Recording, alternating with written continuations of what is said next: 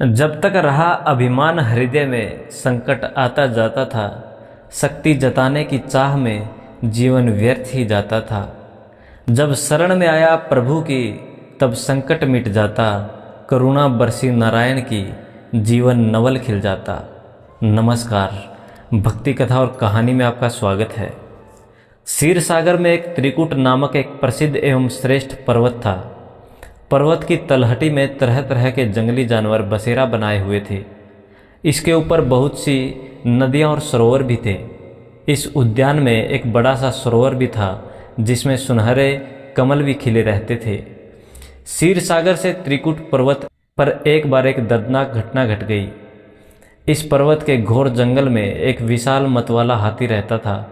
एक गजराज, वह कई शक्तिशाली हाथियों का सरदार था। उसके पीछे बड़े बड़े हाथियों के झुंड चलते थे। इस गजराज से, उसके महान बल के कारण, बड़े से बड़े हिंसक जानवर भी डरते थे। छोटे जीव निर्भय होकर घूमा करते थे, क्योंकि उसके रहते कोई भी हिंसक जानवर उस पर आक्रमण करने का साहस नहीं कर सकता था। गजराज मदमस्त था। उसके सिर के पास से टपकते मद का पान करने के लिए भंवरे उसके साथ गूंजते जाते थे। एक दिन बड़े जोर की धूप थी। वह प्यास से व्याकुल हो गया। अपने झुंड के साथ वह उसी सरोवर में उतर पड़ा जो त्रिकुट की तराई में स्थित था। जल उस समय अत्यंत शीतल एवं अमृत के समान मधुर था। पहले तो उस गजराज ने अपनी सूंड से उठा उठा के जी भर के इस अमृत सदृश्य जल का पान किया। फिर उसमें स्नान करके अपनी थकान मिटाई। इसके पश्चात उसका ध्यान जल क्रीड़ा की ओर गया। वह सूंड से पानी भर भर कर अन्य हाथियों पर फेंकने लगा और दूसरे भी वही करने लगे। मदमस्त गजराज सब कुछ भूलकर जल क्रीड़ा का आनंद उठाता रहा। उसे पता नहीं था कि उस सरोवर में एक बहुत बलवान ग्राह भी रहता था। उस ग्राह ने क्रोधित होकर उस गजराज के पैर को जोरों से पकड़ लिया और उसे खींचकर सरोवर के अंदर ले जाने लगा। उसके पैने दांतों से गड़ने से गजराज के पैर से रक्त का प्रवाह निकल पड़ा, जिससे वहाँ का पानी लाल हो गया। उसके हाथ से हाथियों और हथिनियों को गजराज की स्थिति का बहुत चिंता हुई। उन्होंने एक साथ मिलकर गजराज को जल के बाहर खींचने का प्रयास किया, किंतु वे इसमें सफल नहीं हुए। वे घबराकर जोर जोर से चिंघाड़ने लगे।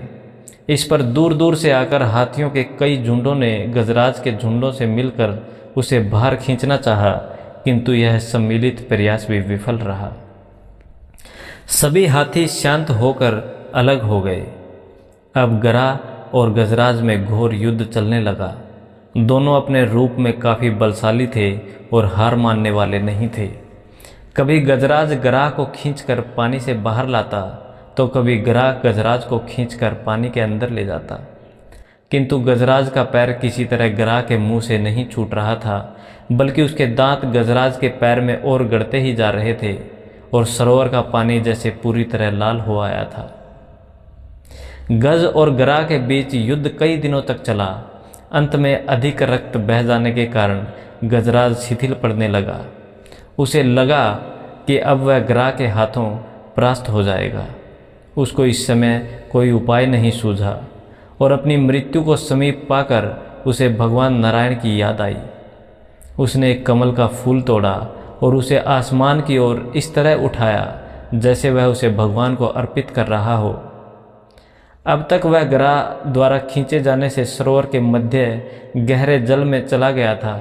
उसकी सूंड का मात्र वह भाग ही ऊपर बचा था जिसमें उसने लाल कमल पुष्प पकड़ रखा था।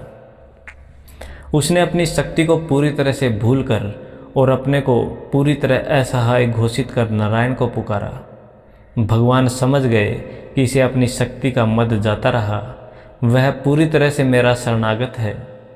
जब नारायण ने देखा कि मेरे अतिरिक्त यह किसी को अपना रक्षक नहीं मानता, तो नारायण के ना के उच्चारण के साथ ही वह गरुड़ पर सवार होकर चक्र धारण किए हुए सरोवर के किनारे पहुंच गए। उन्होंने देखा कि गजेंद्र डूबने ही वाला है। वह शीघ्रता से गरुड़ से कूद पड़े। इस समय तक बहुत से देवी देवता भी भगवान के आगमन को समझकर वहां उपस्थित हो गए थे। सभी के देखते देखते भगवान ने गजराज और गजेंद्र को एक क्षण में सरोवर से खींचकर बाहर निकाला। देवताओं ने आश्चर्य से देखा। उन्होंने सुदर्शन से इस तरह ग्राह का मुंह फाड़ दिया कि गजराज के पैर को कोई क्षति नहीं पहुंची। ग्राह देखते देखते तड़प कर मर गया और गजराज भगवान की कृपा दृष्टि से पहले की तरह स्वस्थ हो गया। जिस समय गजेंद्र श्री नारायण की स्तुति कर रहा था, सरोवर किनारे उपस्थित देवता आपस में भगवान के कृपालु स्वभाव के संबंध में वार्तालाप कर रहे थे। उनमें से एक ने ठीक ही कहा, जब तक अपनी शक्ति पर विश्वास करते रहो, ईश्वर की सहायता नहीं मिलती। जब अपने को सर्वथा तुच्छ समझ भगवान की शरण में जाओ, तभी वह तत्काल तुम्हारी रक्षा करता है। जय श्री कृष्ण। जय हिंद।